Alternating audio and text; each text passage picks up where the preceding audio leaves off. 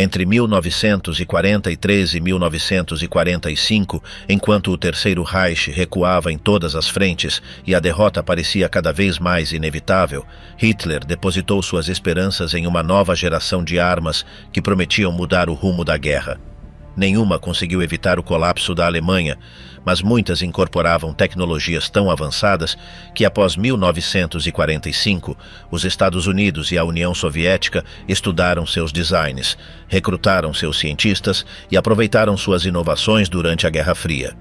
Em outubro de 1941, o piloto Heini Dittmar superou os 1.003 km por hora aos comandos do Me-163 Comet, propulsionado por um motor foguete que ardia por apenas 8 minutos e usava combustível capaz de dissolver a pele humana em segundos. A cifra foi classificada de imediato. No Atlântico, o grande almirante Dönitz terminava o tipo 21, um submarino que navegava submerso a 17 nós, o dobro de qualquer U-boot anterior, e que podia permanecer debaixo d'água durante 60 horas sem recarregar baterias. Em terra, o Tiger II de Henschel montava um canhão capaz de destruir qualquer blindado aliado a 2 km de distância, a partir de uma posição que esse blindado não podia alcançar. E onde os canhões não bastavam, o Sturm Tiger resolvia o problema de outra maneira. Um morteiro de 380 mm que lançava projéteis de 127 kg, capazes de desmoronar um edifício inteiro com um único impacto. Este documentário expõe as 14 armas mais avançadas da Alemanha nazista. 188 toneladas de aço, o tanque nazi que nenhuma ponte europeia suportava. Há uma maneira de entender o Panzer VIII Maus que o faz parecer o resultado inevitável de uma forma de pensar que se vinha radicalizando dentro do armamento alemão desde 1941. Cada vez que um tanque alemão encontrava no campo de batalha um inimigo que podia danificá-lo, a resposta do sistema de desenvolvimento de armamento era mais blindagem e um canhão maior. O Tiger I foi essa resposta em 1942. O Tiger II foi a seguinte versão da mesma resposta em 1943. O Maus foi a resposta levada até o ponto de ruptura com a realidade operativa, impulsionada por Ferdinand Porsche, que em janeiro de 1942 apresentou perante o Ministério de Armamentos uma proposta para o veículo de combate mais massivo que ninguém tinha tentado construir.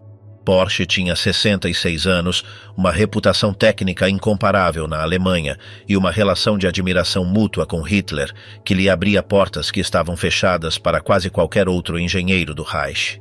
O que propôs não era um tanque convencional melhorado, era um veículo cuja blindagem frontal alcançaria os 200 mm de aço endurecido, o dobro do Tiger I, e cujo armamento principal seria um canhão de 128 mm capaz de destruir qualquer carro blindado, aliado a distâncias em que o Maus mesmo permaneceria fora do alcance eficaz do inimigo.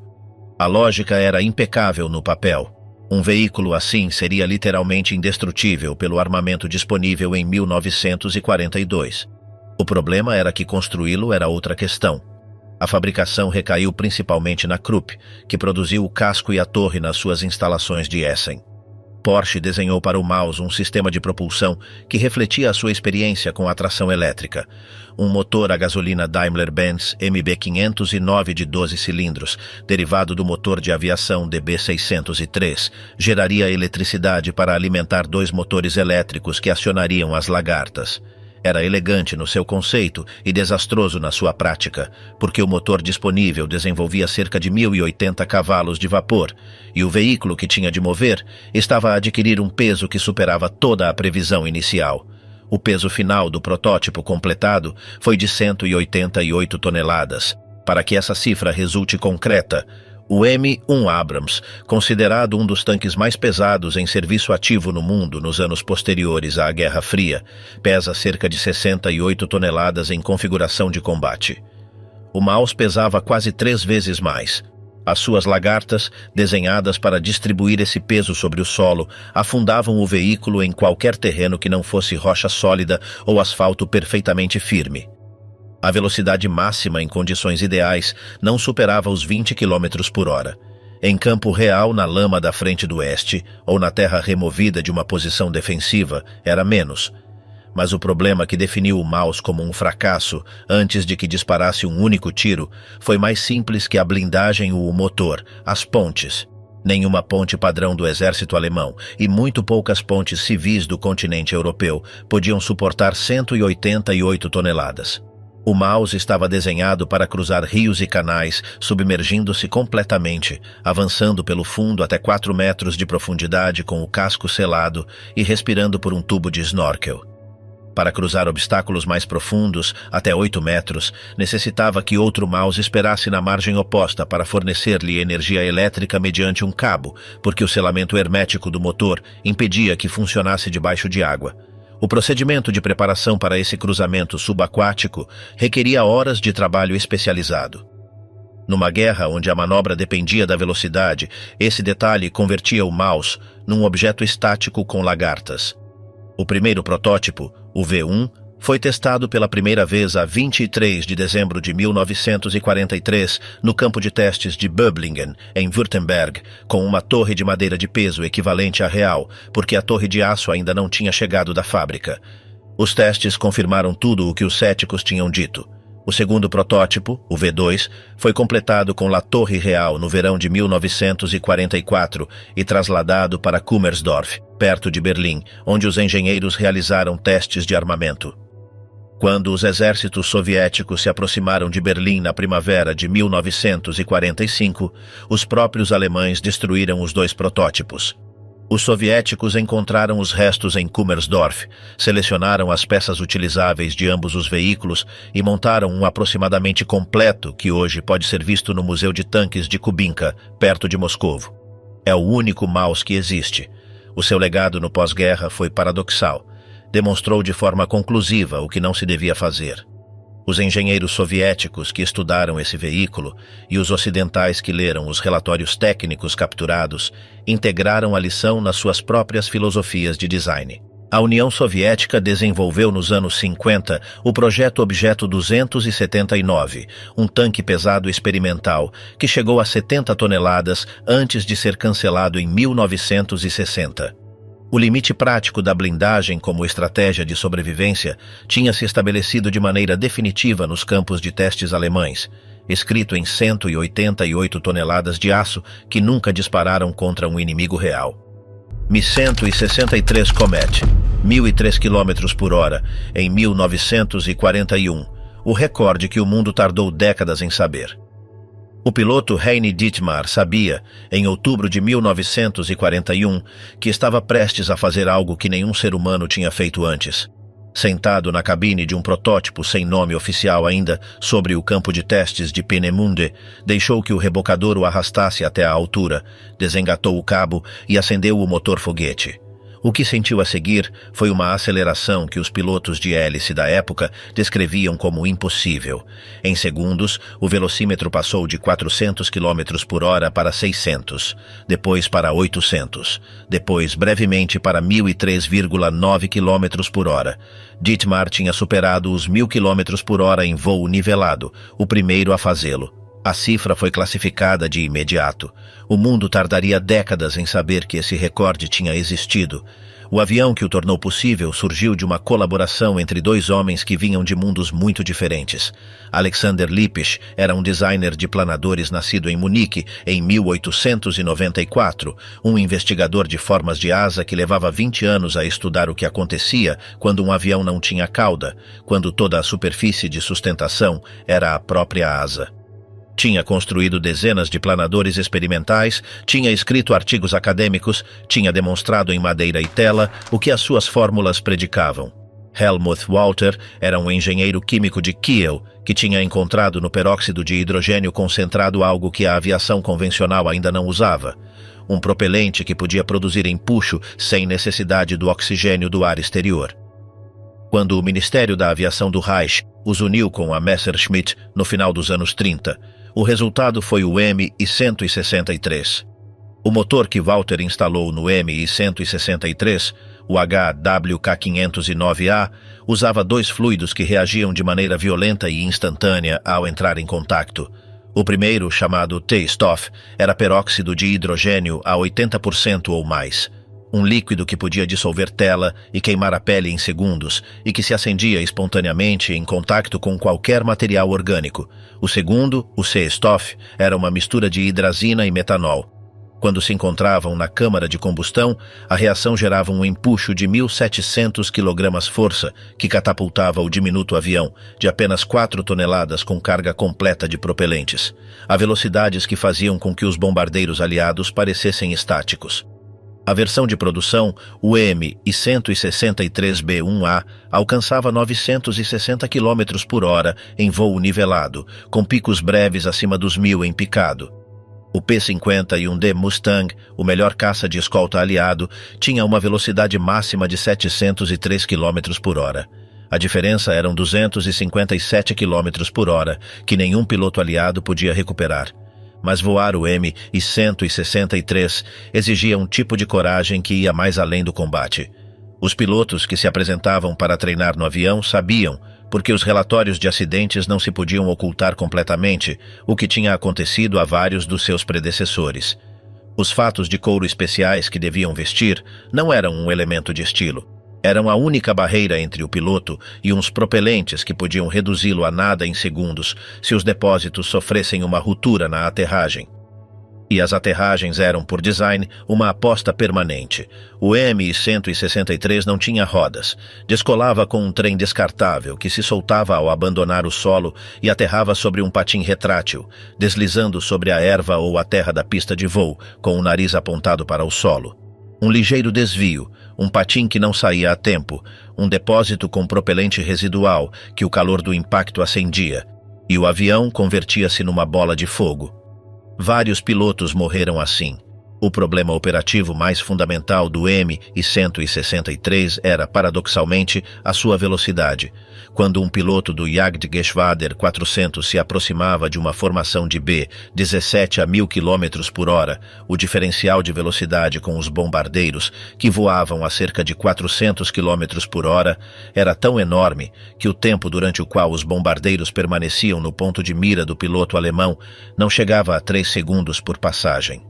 Os 2 canhões MK-108 de 30 mm podiam derrubar um bombardeiro pesado com 6 ou 7 impactos, pero colocar 6 impactos num alvo em 2 segundos requeria uma precisão que muito poucos pilotos possuíam. Os comandos do JG-400 tentaram soluções: projéteis de maior fragmentação, miras giroscópicas melhoradas, táticas de aproximação em ângulo. Nenhuma resolveu o problema de fundo. O que o M-163 podia fazer era algo mais simples e mais valioso do ponto de vista psicológico: aterrorizar os pilotos aliados que o viam aparecer.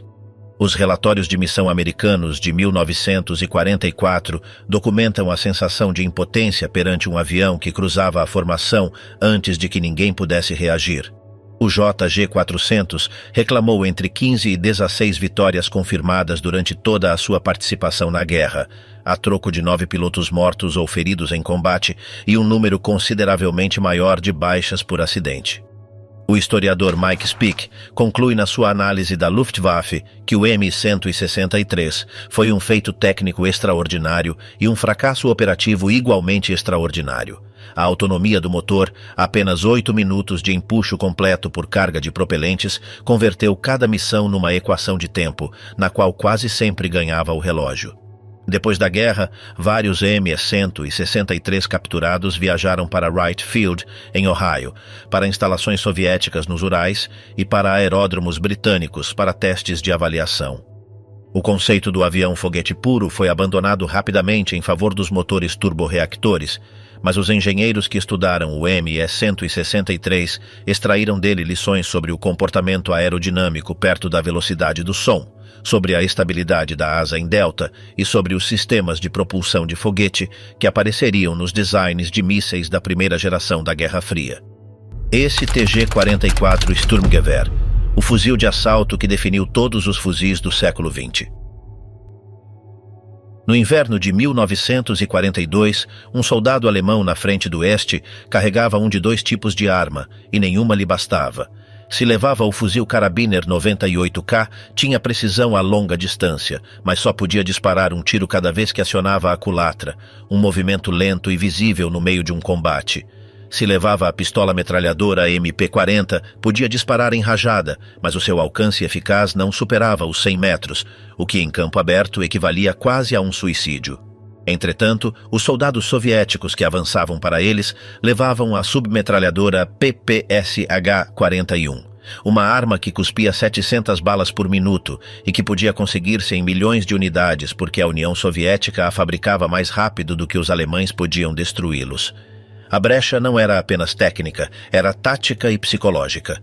Os soldados alemães sabiam-no, os seus comandos sabiam-no, e alguns engenheiros levavam anos a dizê-lo. A solução começou, como costumam começar as revoluções em armamento, com um problema que ninguém queria reconhecer oficialmente. A empresa Polte Armaturen, em Magdeburgo, levava desde 1938 a trabalhar em silêncio num cartucho de fuzil que ninguém tinha pedido formalmente, mas que vários oficiais e designers sabiam que era necessário. O resultado foi o 7,92 por 33 mm Kurz, mesmo calibre que o fuzil de regulamento alemão, mas com uma carga de pólvora reduzida, que gerava uma velocidade de boca de 685 metros por segundo, em vez dos 880 do cartucho padrão. Isso significava menos potência a 800 metros, uma distância à qual quase nenhum combate de infantaria se decidia. Mas significava também menos recuo, menos peso por bala e a possibilidade de disparar em rajada com alguma probabilidade de que a arma apontasse para onde o soldado queria. Era o cartucho correto para a guerra que a Alemanha estava a travar de verdade, não para a que os seus planeadores tinham imaginado. Com esse cartucho em cima da mesa, o Departamento de Armamento do Exército convocou os fabricantes de armas. Hugo Schmeisser, que levava 2 décadas a desenhar armas automáticas e dirigia a empresa C.G. Heinel em Sul, Turíngia, apresentou em 1942 um protótipo que os seus engenheiros tinham construído com uma clareza de propósito que raramente se vê nos projetos de armamentos militares. A arma tinha seletor de fogo para disparar um tiro de cada vez ou em rajada, um carregador curvo de 30 balas e um mecanismo de gás que a tornava suficientemente robusta para sobreviver à lama, à neve e ao trato descuidado que as condições de combate impõem a qualquer equipamento. A empresa Karl Walter, em Zella-Mehlis, apresentou o seu próprio protótipo rival. Os testes comparativos de princípios de 1943 inclinaram a decisão para o design de Schmeisser. O que se seguiu foi um dos episódios mais peculiares da burocracia de guerra nazi. Hitler tinha proibido o desenvolvimento de novos fuzis, convencido de que o Karabiner 98K era suficiente. Para eludir essa restrição, a arma de Schmeisser recebeu o nome de MP-43, pistola metralhadora, uma denominação tecnicamente fraudulenta, mas politicamente necessária. Com esse disfarce administrativo, começou a produzir-se e a distribuir-se a unidades de elite na frente do Oeste durante o verão de 1943, justo quando as ofensivas soviéticas depois de Kursk empurravam a Wehrmacht para uma defesa que já não poderia abandonar. Os soldados que receberam o MP-43 enviaram relatórios de combate que os seus comandos superiores resumiram de maneira unânime. Ninguém queria voltar ao fuzil anterior. A arma transformava o que podia fazer uma esquadra de 8 homens, porque cada um deles podia agora suster o fogo de uma posição sem necessidade de estar em pé, sem necessidade de se mover para recarregar. Quando Hitler viu a arma numa demonstração e escutou esses relatórios, a sua reação foi a que com frequência tinha perante os sucessos que tinha tentado bloquear. Apropriou-se deles. Ordenou a sua produção acelerada e deu-lhe o nome que ficaria gravado na história militar: Sturmgewehr 44, o fuzil de assalto do ano 44, ou simplesmente STG-44. Entre 1943 e o colapso do Reich, em maio de 1945, as fábricas alemãs produziram aproximadamente 425 mil unidades sob as diferentes denominações da arma. Era uma cifra enorme em termos absolutos e completamente insuficiente em termos estratégicos. O exército alemão contava com milhões de soldados repartidos em múltiplas frentes, e havia unidades que chegaram ao fim da guerra sem terem visto jamais um STG-44. A arma tinha defeitos menores, a culatra de madeira era frágil no frio extremo, e o mecanismo de gás requeria uma limpeza mais frequente que o do Karabiner, mas nenhum desses defeitos alterava a conclusão fundamental. Schmeisser tinha definido um novo tipo de arma que tornaria obsoletos todos os seus contemporâneos.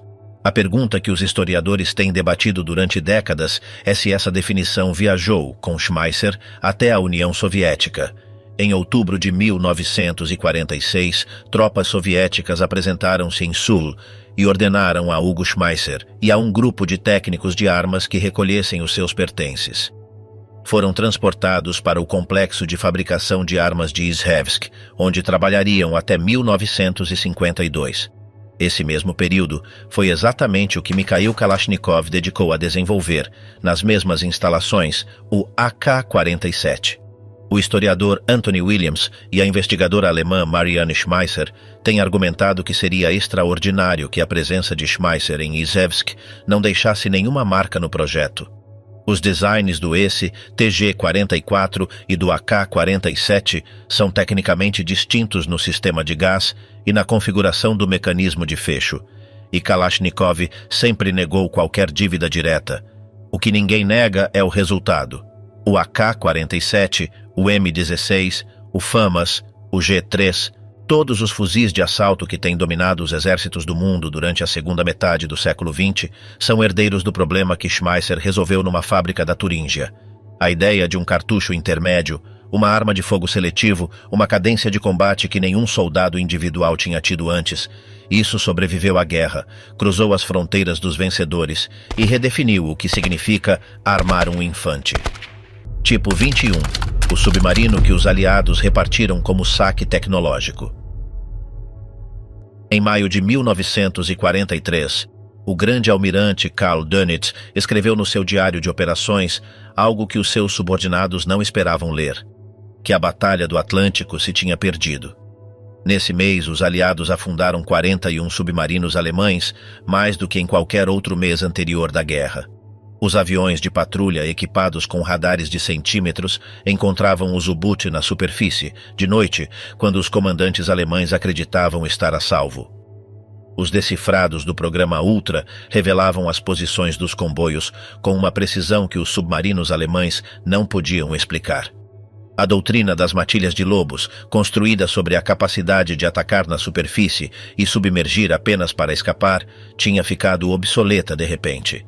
O que Dönitz necessitava era de um submarino que pudesse permanecer debaixo de água indefinidamente, que cruzasse o Atlântico sem emergir, que os radares aliados nunca pudessem encontrar porque nunca aparecia na superfície. O que recebeu foi o tipo 21, um design que resolvia exatamente esse problema, que chegou demasiado tarde para ser usado e que os vencedores repartiram como o saque tecnológico mais valioso de toda a guerra naval. O tipo 21 foi desenhado entre 1942 e 1943 por uma equipa do Oberkommando der Marine, sob a direção do engenheiro Ulrich Gabler, com contribuições fundamentais da Ingenieur-Kontor Lübeck. A inovação central do design não era um único componente revolucionário, mas sim a reorganização completa do que um submarino devia ser. Os U-Boot anteriores, os modelos 7 e 9 que tinham dominado a Batalha do Atlântico, eram em essência barcos de superfície que podiam submergir temporariamente. O tipo 21 era o contrário, um veículo subaquático que só emergia quando era absolutamente necessário. Para tornar viável essa filosofia, Gabler e a sua equipa triplicaram a capacidade de baterias em relação ao Type 6C. Com esse banco de baterias de ácido chumbo, o tipo 21 podia manter uma velocidade de 5 nós submergido durante 60 horas sem necessidade de recarregar. Quando necessitava de carregar, não tinha de emergir. Usava o Schnorkel, um dispositivo de indução de ar que permitia ao motor diesel carregar as baterias, enquanto o submarino navegava à profundidade de periscópio, com apenas o tubo de respiração sobre a superfície.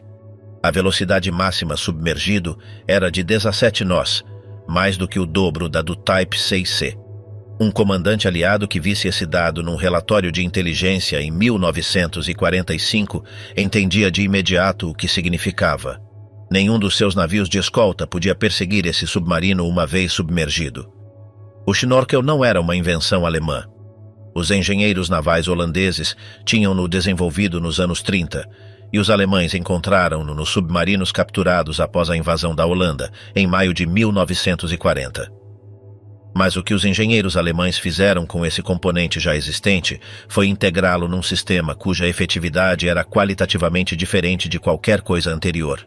O casco do tipo 21 também foi redesenhado do zero, com uma forma de revolução otimizada para a resistência hidrodinâmica debaixo de água, não sobre ela, rompendo com décadas de tradição no design de cascos de submarinos.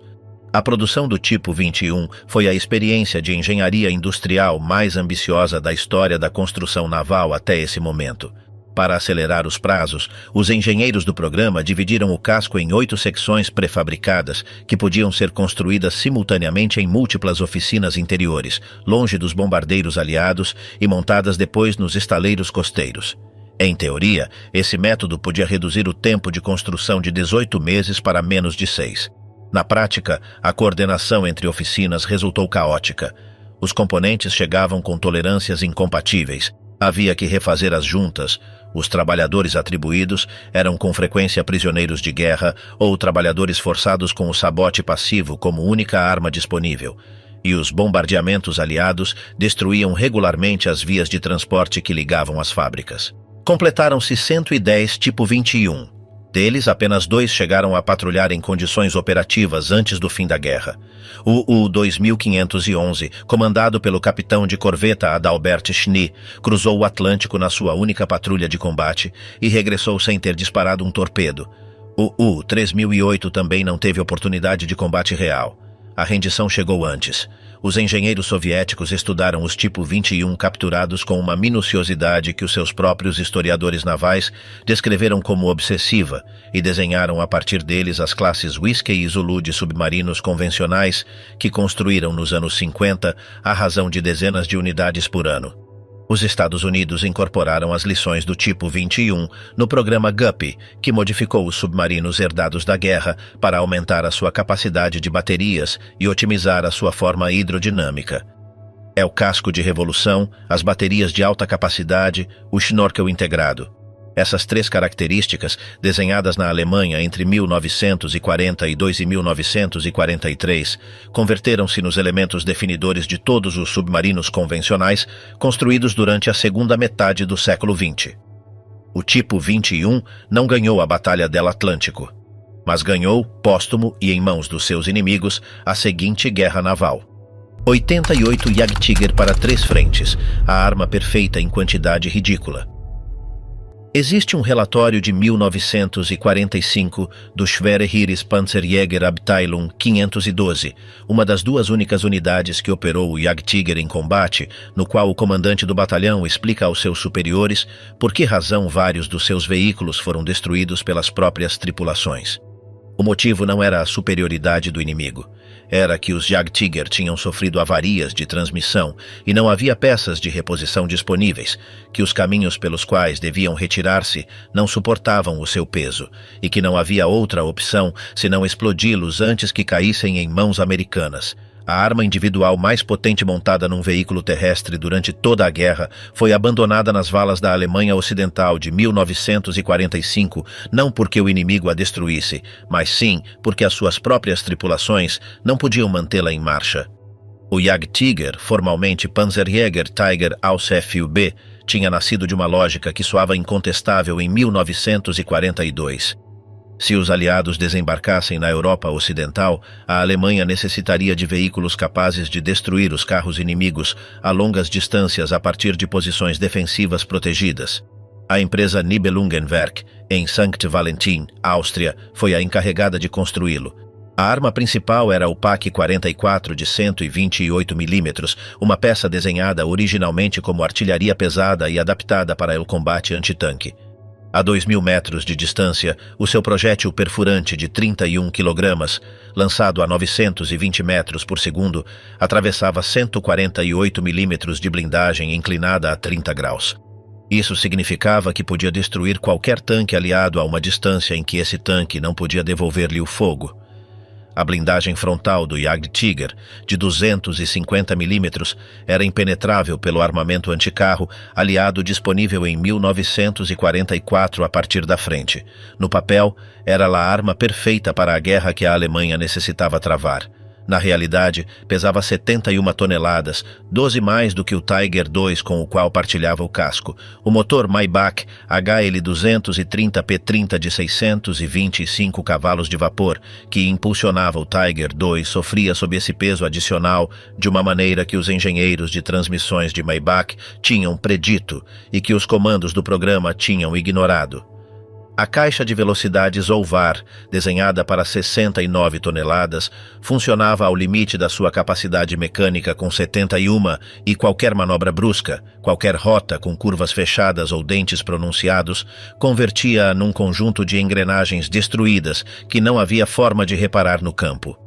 Os 88 Jagdtiger produzidos entre julho de 1944 e o fim da guerra foram distribuídos entre essas duas unidades, o Abteilung 512 e o 653. Os registros de combate reconstruídos pela historiadora Jentz na sua monografia sobre veículos blindados pesados mostram que mais de 40% das perdas totais do Jagdtiger se deveram a avarias mecânicas ou à destruição deliberada pelas próprias tripulações, não à ação inimiga. Os veículos que sim funcionaram demonstraram o que prometiam. Há testemunhos documentados de tripulações americanas que encontraram os seus tanques Sherman destruídos a distâncias de mais de 2 quilômetros por disparos dos quais nunca viram a origem. O Jagdtiger podia fazer exatamente o que os seus designers tinham prometido. O problema era que raramente podia chegar onde era necessário, e quando chegava, com frequência não podia voltar. A influência técnica do Jagdtiger no design de armamento posterior foi concreta, embora indireta. A demonstração de que um canhão de 128 mm podia montar-se num veículo autopropulsado foi estudada nos programas de artilharia de todos os estados que acederam aos registros técnicos alemães de pós-guerra. Os calibres de 120 e 125 mm que dominam os canões principais dos carros de combate modernos têm no PaK 44 um dos seus precursores conceituais mais diretos. Embora a tecnologia de munições da segunda metade do século XX tenha tornado desnecessário alcançar o calibre de 128 mm para conseguir efeitos de penetração comparáveis. A asa voadora HO-229 que o Smithsonian leva décadas a restaurar em Suitland. No subsolo de um edifício de armazenamento do Centro de Restauro do Museu Nacional do Ar e do Espaço do Smithsonian, em Suitland, Maryland, há uma armação de tubos de aço soldados revestida de contraplacado deteriorado que alguma vez foi o futuro da aviação militar alemã. Os conservadores trabalham desde há décadas na sua preservação. Ninguém, em 1945, pensou que esse objeto merecia demasiado cuidado. Era apenas o protótipo sem terminar de um avião experimental. Hoje é o centro de um dos debates mais longos e irresolúveis na história da tecnologia militar do século XX. Os irmãos que construíram essa armação tinham começado a partir de quase nada. Walter Horten, nascido em 1913, e Heimar, nascido em 1915, levavam a construir planadores de asa voadora desde os anos 30, com recursos que eram fundamentalmente os seus próprios e os de um círculo pequeno de entusiastas. Uma asa voadora é um avião que não tem fuselagem separada nem empenagem horizontal ou vertical. Toda a estrutura é a própria asa. Os irmãos Horten estavam convencidos de que essa configuração oferecia vantagens aerodinâmicas que os designs convencionais nunca poderiam igualar, principalmente porque eliminava a resistência que geram a fuselagem e a cauda sem adicionar nada à sustentação. Os seus planadores, desde o RO-1 até o RO-5, tinham demonstrado que a ideia funcionava. O que necessitavam era escalá-la. A proposta que apresentaram ao Reichsluftfahrtministerium em 1943 pedia 2 motores turborreactores Junkers Jumo 004B, os mesmos que equipavam o ME-262, e os recursos necessários para construir um protótipo que pudesse aproximar-se da velocidade do som. O RLM aprovou o projeto com uma prioridade menor do que a do ME-262, pero com suficiente apoio para que os irmãos Horten se instalassem na fábrica da Gotha Air Wagon Fabrik, em Gotha, Turíngia, e começassem a trabalhar. A estrutura da asa do HO-229 combinava quadros de aço tubular soldado com revestimento de contraplacado e tela, cobertos na sua parte exterior, com uma mistura que Heymar Horten usava habitualmente nas suas construções artesanais: resina de cola de carpinteiro misturada com pó de carvão vegetal. Foi esse pó de carvão o que converteu o HO-229 num objeto de controvérsia 70 anos depois da sua construção. Em 2008, a empresa Northrop Grumman, que nesse momento era um dos principais empreiteiros de aviação furtiva do mundo, realizou uma análise computacional do design do HO-229 e publicou os resultados. A conclusão foi que o avião poderia ter tido uma secção radar equivalente aproximadamente a 20% da de um ME-262 convencional às frequências utilizadas pelos sistemas de radar costeiro britânico Chain Home. O carvão, argumentavam os engenheiros da Northrop Grumman, absorvia a energia de radiofrequência e a forma da asa voadora reduzia as reflexões de radar independentemente do material de revestimento. O HO-229 poderia ter sido, segundo essa leitura, o primeiro avião furtivo da história, desenhado antes de que existisse o conceito de furtividade. Russell Lee, conservador do Museu Nacional do Ar e do Espaço em Washington, e outros historiadores de aviação, responderam a essa hipótese com ceticismo bem fundamentado. O HO-229 levava motores turborreatores que geravam uma assinatura térmica significativa, e a sua estrutura incorporava componentes metálicos que os radares modernos detetariam sem dificuldade. Mais importante, não existe nenhum documento alemão contemporâneo que indique que Heymar Horten colocou carvão na sua mistura de revestimento com a intenção de reduzir a detetabilidade radar. O conceito de secção radar efetiva não fazia parte do vocabulário de design aeronáutico alemão da época da mesma maneira que não o era para os designers aliados. A redução da assinatura radar teria sido, se existiu, um efeito secundário acidental de uma escolha de materiais feita por razões de peso e disponibilidade, não um objetivo de design. O único protótipo voador construído antes do fim da guerra foi o V-3, que estava em processo de montagem em Gotha, quando as tropas do 9º Exército norte-americano capturaram as instalações em abril de 1945. Duas versões anteriores tinham voado: o V-1, um planador sem motor para testes aerodinâmicos, e o V-2 é o primeiro protótipo motorizado que realizou o seu primeiro voo a 2 de fevereiro de 1945, pilotado por Erwin Ziller. O V-2 mostrou características de voo promissoras que confirmaram o que Heymar Horten tinha calculado. O design era aerodinamicamente sólido. A 18 de fevereiro de 1945, durante um voo de teste, um dos dois motores Jumo 004 falhou. Ziller entrou numa espiral que não pôde recuperar. O avião embateu no solo. O piloto morreu. Esse foi o final do HO-229 como projeto ativo. O protótipo V-3 capturado pelos americanos é o que hoje descansa em Switzerland, deteriorado e fascinante, esperando que alguém estabeleça definitivamente se o seu pó de carvão foi genialidade antecipada ou coincidência. A pergunta seguirá sem resposta enquanto os dados forem insuficientes para resolvê-la, que é exatamente a razão pela qual o debate continua.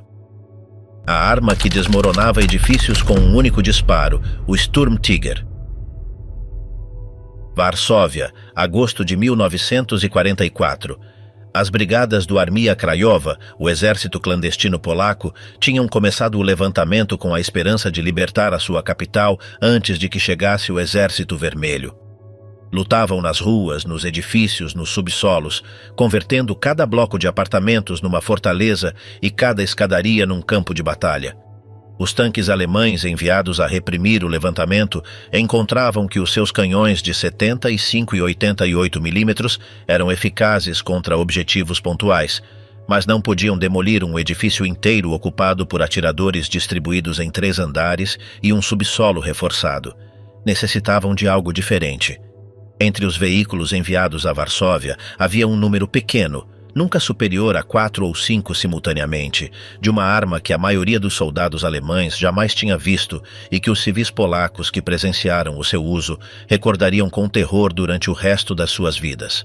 O Sturmtiger, formalmente Sturmmörserwagen 606/4 MIT 38 cm RW61, tinha nascido das lições de Stalingrado, onde os combates de 1942 e 1943 tinham demonstrado de maneira cruel e repetida que atacar posições defensivas em edifícios com armas desenhadas para o campo aberto custava vidas sem nenhuma proporção com os resultados.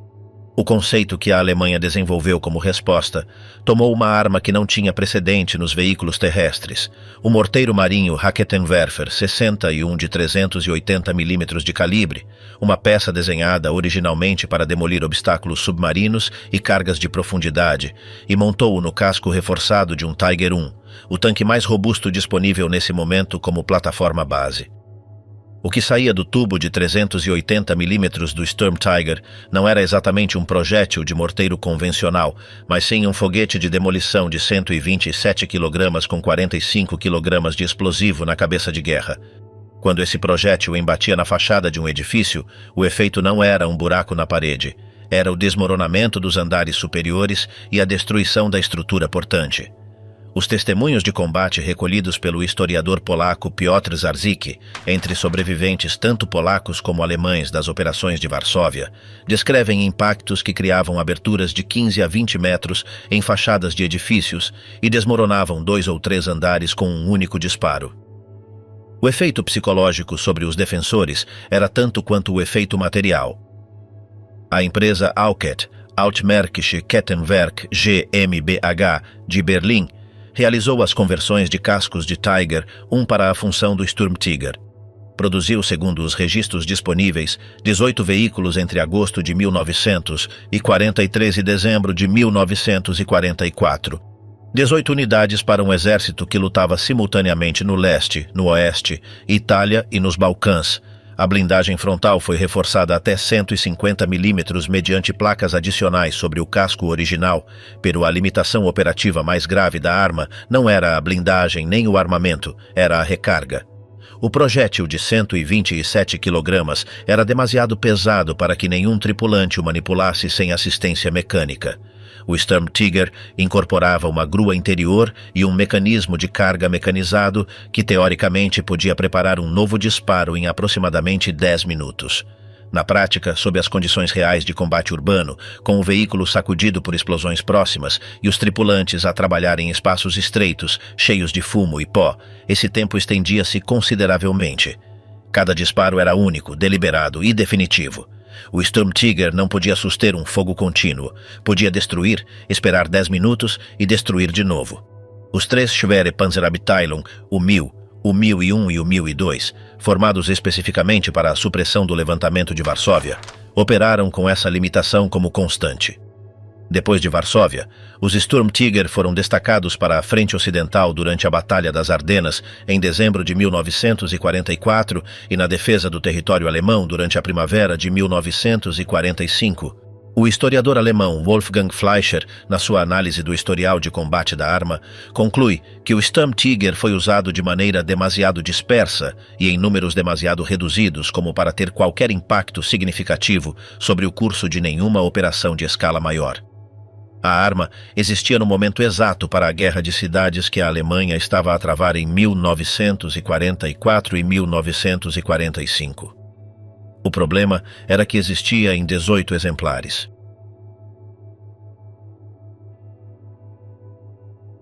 O Ruhrstahl X-4, o primeiro míssil ar-ar destruído antes de combater. Um piloto de caça alemão em 1944 tinha um problema que se poderia formular matematicamente. Quando o seu avião a jato se aproximava de uma formação de bombardeiros B-17 a uma velocidade de aproximação de 400 km por hora, o tempo durante o qual os bombardeiros permaneciam no seu ponto de mira e a distância de tiro eficaz era de 2 ou 3 segundos por passagem. Nesses 2 ou 3 segundos, tinha de apontar, disparar e confiar em que suficientes projéteis encontrassem os pontos críticos de um avião de 9 toneladas com 4 motores. Na maioria das vezes, não bastava. E se queria fazer uma segunda passagem, tinha de se afastar, girar, e nesse giro a sua velocidade caía o suficiente para que os caças de escolta P-51 que rondavam a formação pudessem alcançá-lo. A empresa Ruhrstahl AG, de Witten, no Ruhr, propôs em 1943 uma solução que atacava o problema a partir de um ângulo completamente diferente. Em vez de se aproximar do bombardeiro, o piloto poderia disparar a arma a partir de uma distância segura e guiá-la até ao alvo. O engenheiro Max Kramer, que tinha trabalhado no sistema de guiado do míssil antinávio Henschel HS-293, desenhou um míssil pequeno e simples, 2 metros de comprimento, 22 centímetros de diâmetro, 4 asas em X para estabilidade giroscópica, 60 kg de peso total com 20 de cabeça de guerra. O sistema de propulsão era um motor foguete BMW 109-548, que usava ácido nítrico e óleo de visina como propelentes e gerava um empuxo de 100 kg-força durante 17 segundos, suficiente para levar o míssil até 900 km por hora e a uma distância de até 5 km do avião lançador. 5 quilômetros era exatamente a distância de segurança que um piloto alemão necessitava para estar fora do alcance das metralhadoras calibre 50 das torres dos B-17 e B-24.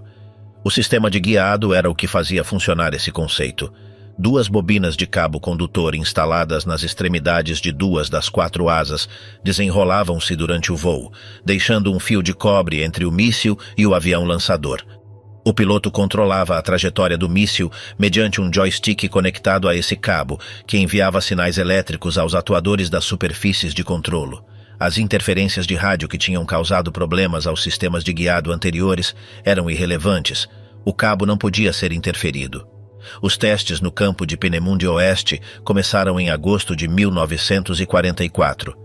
Os resultados foram promissores, mas durante esses testes ficou exposta à contradição operativa central do X-4.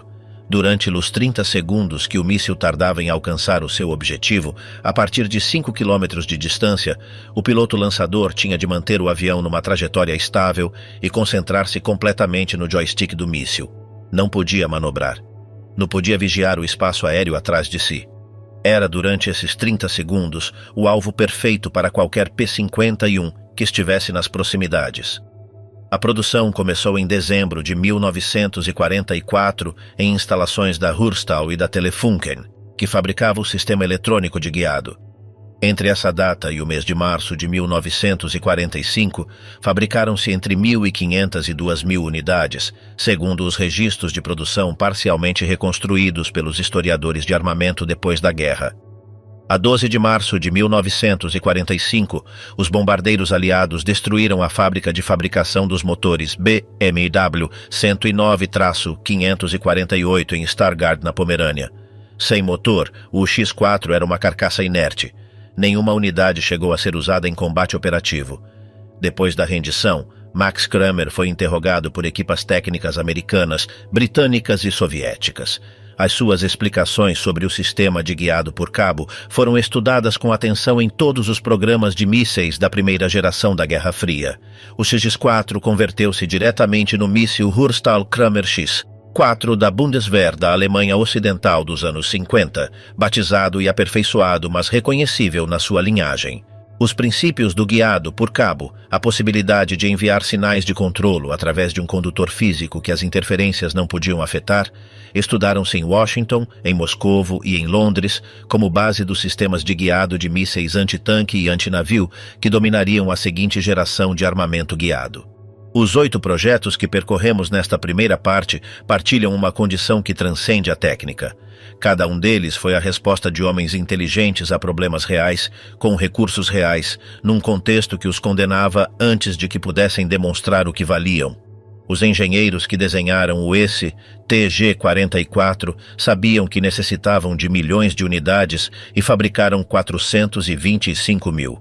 Os que construíram o tipo 21 sabiam que necessitavam de 100 submarinos operativos e conseguiram 2 a patrulhar antes da rendição. Os que montaram o X-4 viram como os bombardeiros destruíram o seu motor a 3 meses do final. O que resta de tudo isso não são armas que teriam ganho a guerra. São ideias que sobreviveram a quem as teve e que transformaram o armamento do mundo que veio depois. A segunda parte deste documentário explora mais 8 projetos, levados a territórios onde a ambição técnica se afastou ainda mais do que a realidade de 1944 e 1945 podia suster. Henschel HS-293, o primeiro míssil guiado por rádio usado em combate. Há um momento na história da guerra moderna em que os engenheiros deixaram de se perguntar como fazer com que uma arma chegasse ao alvo e começaram a perguntar-se como fazer com que a arma encontrasse o alvo sozinha. Esse momento ocorreu antes do que a maioria das pessoas supõe, e ocorreu na Alemanha, nos laboratórios da empresa Henschel e Sohn, em Kassel, onde um engenheiro chamado Herbert Wagner decidiu em 1939 que os navios inimigos eram demasiado importantes para continuar a ser destruídos com bombas que simplesmente caíam. Wagner era um homem com uma ideia que soava absurda no contexto da aviação de 1939, uma bomba que, depois de ser lançada de um avião, continuasse a responder às ordens do piloto mediante sinais de rádio, não uma bomba que caía e esperava que o piloto tivesse apontado bem. Um projétil que o piloto podia corrigir em voo, guiar em direção ao alvo, enquanto o observava a partir da sua cabine, ajustar a sua trajetória em tempo real. Chamou-lhe HS-293, e quando o terminou, era algo que o mundo não tinha visto antes. O primeiro míssil guiado por rádio usado com sucesso em combate na história. O HS-293 tinha o aspecto de uma pequena bomba com asas. Media 3,82 metros de comprimento, pesava 900 kg no total e levava uma cabeça de guerra de 295 kg de explosivo, capaz de afundar um contratorpedeiro ou deixar inoperacional um cruzador. Debaixo da fuselagem, levava um motor foguete de peróxido de hidrogênio Walter 109-507B, que ardia durante 10 segundos depois do lançamento, acelerando o míssil até 650 km por hora e afastando-o do avião lançador o suficiente para que o operador pudesse segui-lo visualmente. Na cauda havia uma fotobengala que o tornava visível a partir do ar em qualquer condição de iluminação. O operador, sentado atrás do piloto no avião, olhava para essa fotobengala e movia um joystick conectado a um transmissor de rádio que enviava sinais ao receptor do míssil, que as convertia em movimentos das superfícies de controlo. Se a fotobengala se desviava para a direita do navio, o operador corrigia-a para a esquerda. Se baixava demasiado, subia-a. A trajetória do míssil era uma conversa contínua entre o homem no céu e a arma no ar.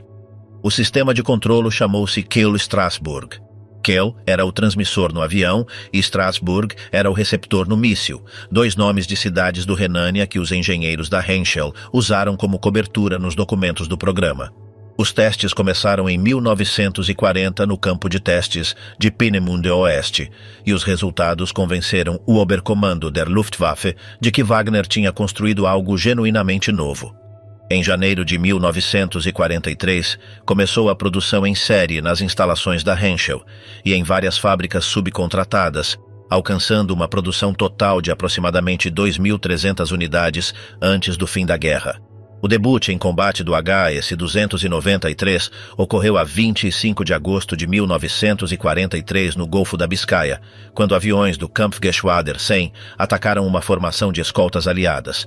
O sloop HMS Bideford foi alcançado e danificado gravemente. 3 dias depois, a 27 de agosto, o sloop HMS Egret foi afundado, convertendo-se no primeiro navio de guerra destruído na história por um míssil guiado. Os aliados tardaram semanas em compreender o que tinha acontecido. Os sobreviventes descreviam uma bomba que mudava de direção, que parecia perseguir o navio, que não seguia a trajetória parabólica de nenhuma bomba convencional. Os analistas de inteligência naval britânica tardaram mais tempo do que os seus superiores consideraram aceitável em aceitar que os alemães tinham construído uma arma guiada a funcionar. Durante os meses seguintes, o HS-293 causou perdas significativas entre os navios aliados no Mediterrâneo e no Atlântico Oriental. A 9 de setembro de 1943, o dia seguinte ao anúncio do armistício italiano, os aviões alemães usando o HS-293 afundaram o navio de transporte italiano Roma frente às costas da Sardenha, matando 1.255 marinheiros italianos, incluindo o almirante Carlo Bergamini. num dos ataques mais letais da Guerra Naval Mediterrânea. O HMS Spartan foi afundado em janeiro de 1944 frente às praias de Anzio. O USS Skill foi danificado gravemente. A lista de navios alcançados pelo HS-293 entre agosto de 1943 e meados de 1944 inclui mais de 40 unidades aliadas afundadas ou danificadas gravemente. A resposta aliada foi o primeiro programa de guerra eletrônica de amplo alcance da história. Os engenheiros da Royal Navy e da US Navy analisaram os fragmentos dos receptores Strasbourg, recuperados de mísseis que não tinham detonado, e descobriram as frequências de rádio que usava o sistema Kiel Strasbourg para comunicar com o míssil. A partir de meados de 1944, os navios aliados equipados com transmissores de interferência nessas frequências podiam interromper a ligação de controlo, fazendo com que o míssil continuasse em linha reta até cair ao mar ou desviar-se para um ponto irrelevante. O sistema que Wagner tinha criado era brilhante, mas tinha esse calcanhar de Aquiles fundamental. Dependia de um sinal de rádio que podia ser jameado se o inimigo conhecesse a frequência, e eventualmente o inimigo sempre conhece a frequência. Depois de 1945, o HAS-293 e os documentos do programa foram estudados nos Estados Unidos, na União Soviética, em França e no Reino Unido. O princípio do míssil guiado por rádio com controlo manual no terminal, o que os engenheiros de mísseis de pós-guerra chamariam MC-LOS, Manual Command to Line of Sight, converteu-se na base da primeira geração de mísseis antinávio e antitanque da Guerra Fria. O AT-1 soviético, o SS-10 francês, o Cobra alemão ocidental, todos são descendentes diretos do que Herbert Wagner desenhou em Kassel entre 1939 e 1940. O princípio de guiar um projétil mediante sinais de rádio, enquanto o operador observa a sua trajetória e a corrige em tempo real, continua a ser a base do sistema de guiado da maior parte dos mísseis antitanque modernos, embora os sinais de rádio tenham sido substituídos por laser ou por sistemas de imagem infravermelha, que não podem ser interferidos com a mesma facilidade. O Goliath S DKFZ-302, o primeiro drone terrestre de combate da história. Existe uma fotografia tirada na Normandia em junho de 1944 que mostra vários soldados americanos a examinar algo numa praia que parece, à primeira vista, um brinquedo mecânico de tamanho estranhamente grande. É um veículo de lagartas de 90 centímetros de comprimento, com uma carcaça de chapa metálica baixa, 2 lagartas de borracha e um cabo que sai pela parte traseira e se perde na distância. Os soldados na fotografia têm expressões que oscilam entre a curiosidade e a diversão. Um deles aponta para ele como se não acabasse de acreditar que aquilo fosse uma arma. Era. Levava 60 kg de explosivo na cabeça e estava desenhado para se aproximar de um alvo e detonar. O Goliath, oficialmente designado SD-KFZ-302 na sua primeira versão com motor elétrico e SD-KFZ-303 na versão posterior com motor de gasolina de 2 cilindros Zundap, foi o primeiro veículo terrestre teledirigido usado em combate na história da guerra moderna. A ideia surgiu em 1940, quando engenheiros do Heereswaffenamt examinaram um pequeno veículo rastejador capturado aos franceses, desenhado pelo engenheiro Adolf Kegres, e decidiram que o conceito podia ser escalado para uso militar. A empresa KfW Borgward, em Bremen, recebeu o encargo de desenvolver um protótipo funcional. O resultado foi algo que o exército alemão chamou Leichter Ladungsträger, portador de carga ligeiro, e que os soldados aliados que o encontraram no campo de batalha chamaram simplesmente o pequeno tanque de controlo remoto.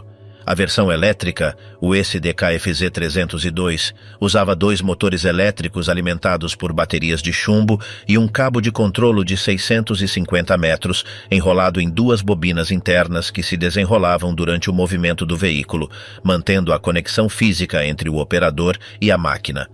O operador usava uma caixa de controlo para dirigir o veículo em direção ao alvo, e quando chegava, cortava o cabo para que não o arrastasse de volta e detonava a carga com um sinal elétrico. A versão de gasolina, o SD-KFZ-303, usava um motor Zundap de 2 cilindros que estendia o alcance operativo e reduzia o tempo de recarga entre missões, embora aumentasse o ruído e a assinatura de fumo do veículo. A carga explosiva variava segundo a versão. Os modelos elétricos levavam 60 kg da mistura nipolite, enquanto os modelos de gasolina podiam carregar até 75 kg. 60 quilos de explosivo não são poucos, são suficientes para demolir a parede de um bunker de betão de média resistência, destruir um carro de combate ligeiro ou criar uma brecha numa linha de arame farpado e minas de vários metros de largura. A produção total alcançou aproximadamente 7.564 unidades entre 1942 e 1944, fabricadas principalmente pela Borgward em Bremen e pela empresa Schopauer Motorenwerke em Schopau, Saxônia. O preço unitário era relativamente baixo para os padrões do armamento alemão da época, cerca de 3.000 Reichsmarks por unidade na versão elétrica, comparável ao custo de um carro de tamanho médio no mercado civil alemão de pré-guerra. O uso operativo do Goliath cobriu praticamente todos os teatros em que participou o exército alemão depois de 1942. Foi empregado na supressão do levantamento do gueto de Varsóvia em abril de 1943, onde os registros do general SS Jürgen Strupp descrevem o uso de veículos com carga explosiva para demolir edifícios a partir dos quais os combatentes judeus resistiam. Foi usado na frente do oeste para destruir búnkeres e posições entrincheiradas. Na Normandia, em junho de 1944, as tropas alemãs tentaram usá-lo contra as posições aliadas recém-desembarcadas em várias praias, com resultados que os relatórios de pós-guerra dos oficiais americanos descrevem como modestos. O cabo de controlo era vulnerável aos disparos de espingarda, e as rodas dos veículos que o cortavam acidentalmente, e a velocidade máxima do Goliath, entre 6 e 9 km por hora, segundo a versão, permitia a qualquer soldado afastar-se dele caminhando a passo tranquilo. Essa velocidade foi o limite fundamental do conceito. Uma arma teledirigida de 1943 não podia mover-se mais rápido do que um homem em campo aberto, o que a tornava praticamente inútil contra qualquer alvo móvel, e significava que podia ser neutralizada por fogo de armas pequenas sobre o cabo antes de alcançar o seu objetivo. Em terreno urbano ou contra posições fixas, era mais efetiva. Em campo aberto, era um alvo lento e previsível. O legado do Goliath é mais fácil de rastrear do que o de armas mais complexas, porque a sua linhagem tecnológica é direta e visível. É o avô mecânico de todos os veículos terrestres não tripulados teledirigidos que enchem os arsenais e os campos de batalha do século XXI. Os drones terrestres de demolição, os robôs de desativação de explosivos, os veículos de reconhecimento teledirigidos usados no Iraque e Afeganistão. Todos descendem conceptualmente da ideia que os engenheiros da Borgward desenvolveram em Bremen em 1940. A diferença é que os descendentes do Goliath no século XXI não necessitam de um cabo de 650 metros que qualquer soldado pode pisar. Tiger II Königstiger, o tanque mais bem armado implantado na Segunda Guerra Mundial. No verão de 1944, um oficial de inteligência aliado que examinasse os relatórios de encontros blindados na Normandia encontraria uma descrição que se repetia com pequenas variações em vários documentos. Um tanque alemão de grande porte, que tinha resistido a impactos do canhão de 17 libras do Sherman Firefly, a distâncias em que esse canhão normalmente perfurava tudo o que encontrava. O canhão de 17 libras era a arma anti-tanque mais potente que os britânicos tinham conseguido montar num veículo de combate até aquele momento. O facto de um tanque o absorver sem se destruir era, para os oficiais que liam esses relatórios em agosto de 1944, uma novidade que exigia atenção imediata. O Tiger II, ou Panzerkampfwagen Tiger Ausf. B, chamado Königstiger pelas tropas alemãs, foi o resultado das lições de 1942 e 1943 transladadas diretamente para uma prancha de design. Quando os engenheiros alemães estudaram os encontros do Tiger, um com o Sherman, o T-34 e o Churchill no norte de África e na frente de leste, extraíram duas conclusões. A blindagem do Tiger 1 era suficiente na frente, mas insuficiente nos flancos, e o canhão de 88 mm KWK-36 do Tiger 1 era eficaz, mas existia um canhão melhor disponível. A resposta foi desenhar um veículo com blindagem inclinada no glacis frontal, ao contrário do Tiger, cujas placas eram verticais, e armar esse veículo com o canhão KWK 43 de 88 mm de cano mais longo, uma peça que disparava o projétil a maior velocidade e com maior energia cinética que o seu predecessor. O design do casco foi realizado pela Henschel & Son, em Kassel, que ganhou a competição de design face a Ferdinand Porsche.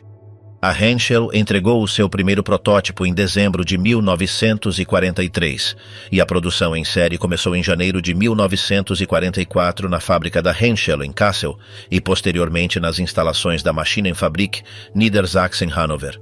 A empresa Krupp fabricou as torres. A blindagem frontal do Glacis alcançava os 150 mm, com uma inclinação de 50 graus em relação à vertical, o que a sua inclinação convertia num equivalente de proteção contra projéteis perfurantes de aproximadamente 240 mm de blindagem vertical.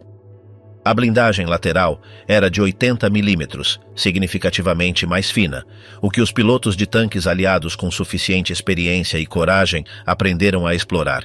O KWK 43 de 88 mm era o canhão de tanque mais potente que a Alemanha chegaria a implantar em produção de série durante a guerra.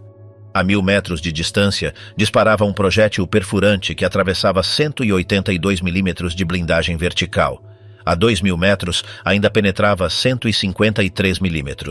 Para comparação, a blindagem frontal do Sherman M4A3 era de 63 mm. O Tiger II podia destruir qualquer tanque aliado em serviço a distâncias em que esse tanque não podia devolver-lhe o fogo com nenhuma probabilidade razoável de penetração.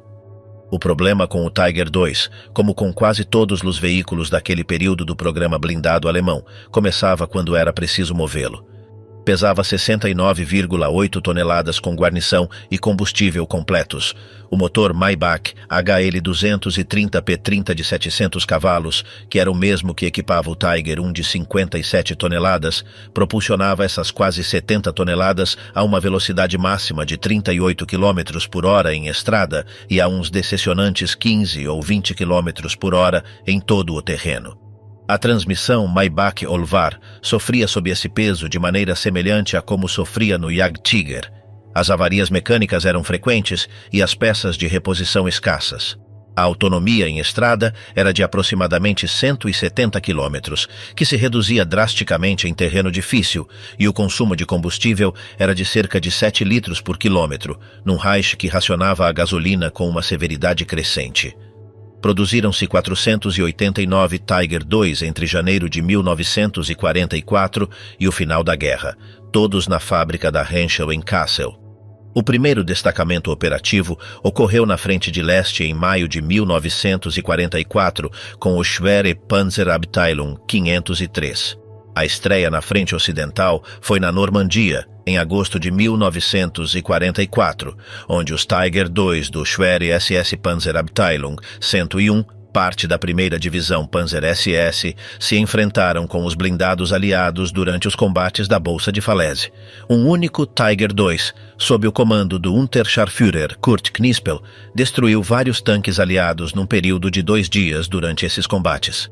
Knispel, que terminaria a guerra como o as de tanques mais efetivo de toda a Wehrmacht, com 168 vitórias confirmadas, foi morto em combate a 28 de abril de 1945, 9 dias antes da rendição alemã. Os aliados capturaram vários Tiger II em condições suficientemente completas para realizar testes extensos. Os americanos avaliaram exemplares em Aberdeen Proving Ground, Maryland. Os soviéticos analisaram vários capturados na Frente de Leste. A conclusão técnica foi uniforme. O Tiger II era o tanque mais protegido e mais bem armado implantado em combate durante a Segunda Guerra Mundial, e também era demasiado pesado, demasiado lento, demasiado dispendioso de produzir e demasiado difícil de manter para ser usado nas quantidades necessárias para mudar o rumo de nenhuma campanha. As pontes europeias, que não suportavam o Maus, eram também um problema para o Tiger II. Em múltiplas operações da Frente Ocidental, em 1944 e 1945, o avanço de colunas de Tiger II foi travado ou atrasado significativamente por pontes insuficientes para o seu peso. O Tiger II influenciou o design de tanques da pós-guerra, principalmente no que respeita à combinação de blindagem inclinada e canhão de alta velocidade de boca, que se converteu no padrão de todos os tanques principais de batalha desenhados durante a Guerra Fria. O IS-3 soviético, com a sua blindagem em glacis inclinada a 60 graus, foi desenhado diretamente em resposta às lições do Tiger II.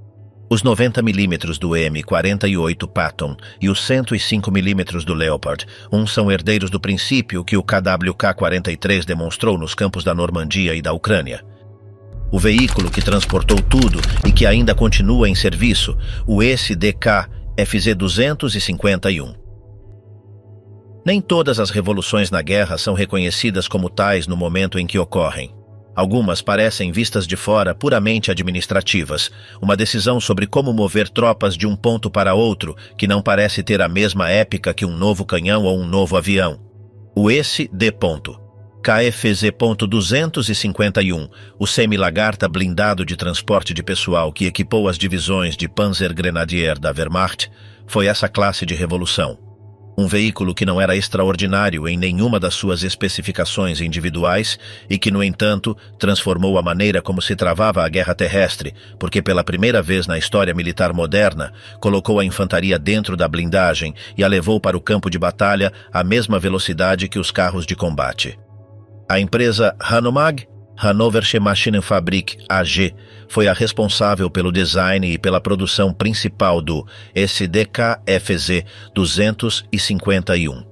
O primeiro protótipo data de 1938 e a produção em série começou em 1939. O veículo base, o SDK-FZ-251-1, tinha capacidade para 10 soldados de infantaria além do condutor e do comandante, com uma blindagem frontal de 14 mm e lateral de 8 mm que o protegia dos estilhaços de artilharia e do fogo de armas pequenas, mas não de nenhuma arma antitanque. O motor era um Maybach HL42 TUK RM de 6 cilindros e 100 cavalos de vapor que lhe dava uma velocidade máxima de 52 km por hora em estrada. O sistema de propulsão semi-lagarta, com rodas diretrizes no eixo dianteiro e lagartas na parte traseira, dava-lhe uma mobilidade em todo o terreno muito superior à de um caminhão convencional.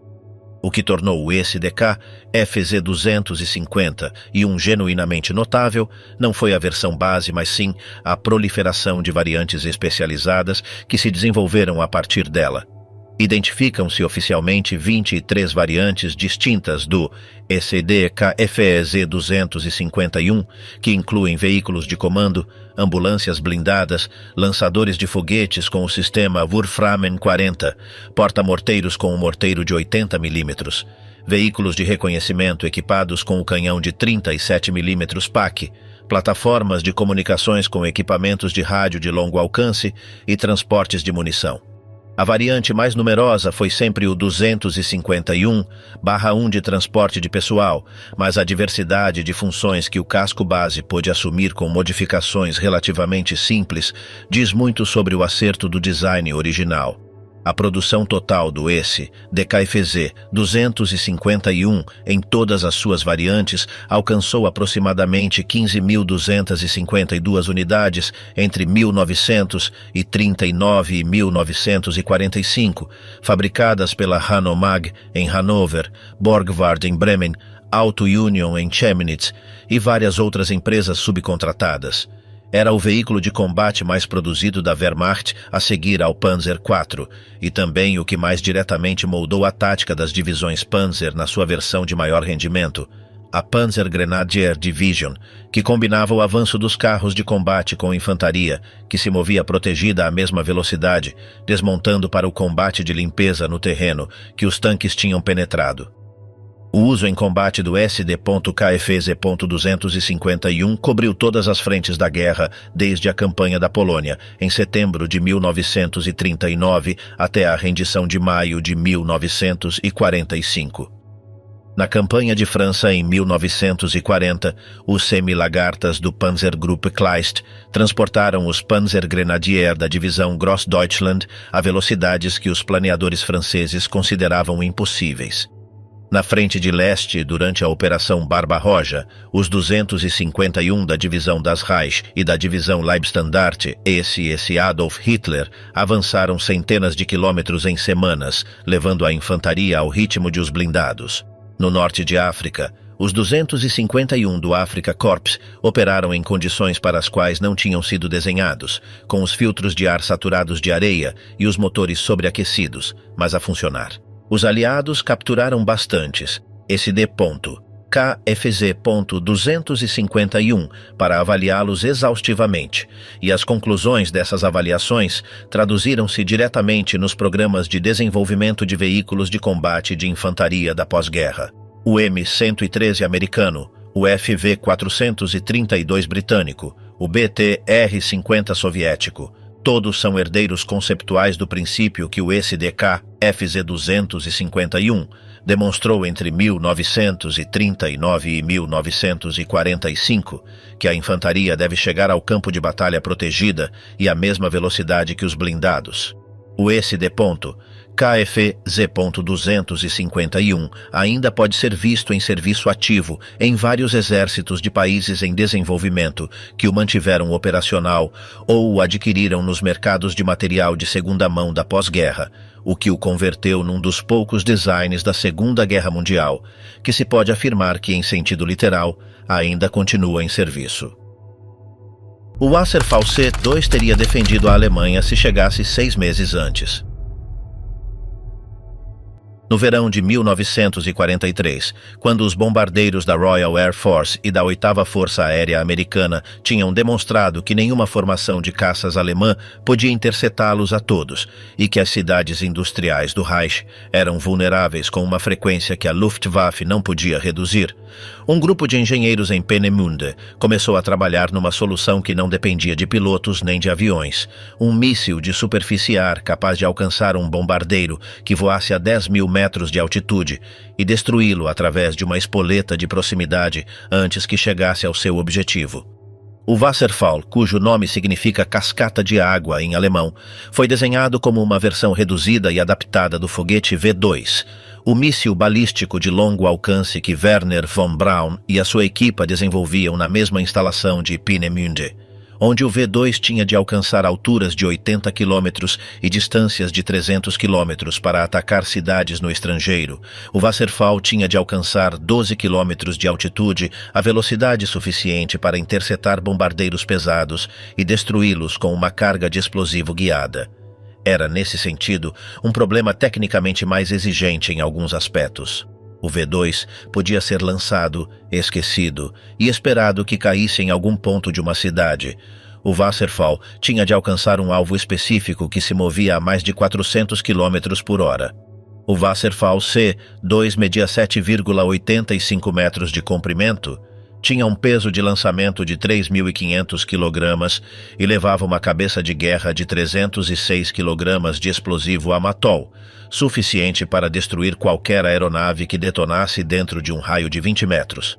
O motor de propulsão usava uma mistura de ácido nítrico fumante concentrado como oxidante e uma substância chamada Visol, um derivado do viniléter, como combustível. Ao contrário do V-2, que usava oxigênio líquido e etanol que exigiam um processo de carregamento de propelente que podia demorar horas, o Wasserfall usava propelentes que podiam manter-se nos depósitos do míssil durante meses sem se degradarem, o que significava que podia estar armazenado apontando para o céu, pronto para disparar em minutos. O sistema de guiado estava baseado em radar. 2 estações de radar seguiam simultaneamente o míssil e o objetivo, e um operador observava ambas as trajetórias no ecrã e enviava correções ao míssil mediante sinais de rádio para mantê-lo em rota de interseção. Era um sistema que os engenheiros de Peenemünde chamaram Leitstrahl, raio-guia, e que nos testes demonstrou ser suficientemente preciso para levar o míssil a distâncias de detonação da espoleta de proximidade em condições favoráveis. O engenheiro Walter Thiel foi o responsável pelo desenvolvimento do sistema de propulsão até a sua morte no bombardeamento aliado de Peenemünde, de 17 de agosto de 1943, que matou também vários outros cientistas-chave do programa e atrasou múltiplos projetos vários meses. Os testes de voo do Wasserfall começaram em fevereiro de 1944, Realizaram-se 35 testes antes do final da guerra, dos quais algo mais de metade se consideraram bem-sucedidos nos seus objetivos parciais. O programa nunca alcançou a fase de produção em série. Os estrangulamentos industriais, a concorrência com o V2 por recursos de materiais e mão de obra especializada e os bombardeamentos que destruíram ou deslocaram repetidamente as instalações de produção impediram que o Wasserfall passasse do estágio experimental. Os planeadores da Luftwaffe estimaram em 1944 que, para defender o espaço aéreo alemão de maneira efetiva, seriam necessários aproximadamente 1.500 mísseis Wasserfall por mês, implantados em baterias distribuídas por toda a Alemanha ocidental e industrial. A capacidade de produção que poderia ter sido alcançada em 1945 estimava-se em escassas dezenas de unidades mensais no melhor dos casos. A lacuna entre o necessário e o alcançável era insuperável no contexto de uma economia de guerra em colapso. O impacto do Wasserfall sobre o desenvolvimento de mísseis terra-ar da pós-guerra foi direto e substancial. Os Estados Unidos recuperaram documentos do programa, mísseis incompletos e vários engenheiros de Peenemünde, e utilizaram esse material como base para o programa de mísseis terra-ar que eventualmente produziu o Nike Ajax, implantado nas defesas antiaéreas americanas a partir de 1953. A União Soviética desenvolveu os seus próprios programas de mísseis terra-ar que levaram ao ESA-2 Guideline, o míssil que derrubou o U-2 de Gary Powers sobre território soviético em 1960. O Wasserfall não defendeu nenhum centímetro do céu alemão, mas os seus descendentes definiram a arquitetura da defesa aérea das duas superpotências durante toda a Guerra Fria. O caça do povo que ninguém queria pilotar e que acabou por ser um dos melhores aviões do ano, o He-162 Volksjäger. Em setembro de 1944, quando os bombardeiros aliados já tinham destruído boa parte da capacidade industrial alemã e a Luftwaffe tinha perdido a maioria dos seus pilotos experientes em 3 anos de guerra de desgaste, o Ministério da Aviação do Reich tomou uma decisão que os seus próprios generais descreveram como uma mistura de desespero e genialidade administrativa: convocar as principais empresas aeronáuticas alemãs para um concurso de design com prazos que roçavam o ridículo. As especificações pediam um caça monomotor a jato com uma velocidade máxima não inferior a 750 km por hora, com uma autonomia de pelo menos 30 minutos de voo em combate, com um armamento mínimo de 2 canhões de 20 mm e fabricável principalmente com materiais não estratégicos, madeira, aço de baixa liga e alumínio apenas onde fosse imprescindível. O protótipo devia estar pronto em 30 dias. A produção em série devia começar antes do final de 1944. O piloto que o voaria não seria um ex-veterano com milhares de horas de voo. Seria, segundo o plano oficial, um membro das juventudes hitlerianas treinado em planadores que aprenderia a voar o avião a jato em poucas semanas.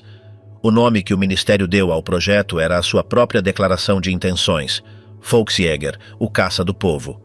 Ernst Heinkel, cuja empresa Heinkel Flugzeugwerke tinha construído o primeiro avião a jato do mundo, o He-178, em 1939, ganhou o concurso com um design que os seus engenheiros completaram em tempo recorde. O He-162 Salamander tinha o motor montado sobre a fuselagem em vez de dentro dela, uma solução invulgar que os seus designers escolheram por simplicidade de manutenção e porque libertava a fuselagem dianteira para os depósitos de combustível e o equipamento eletrônico.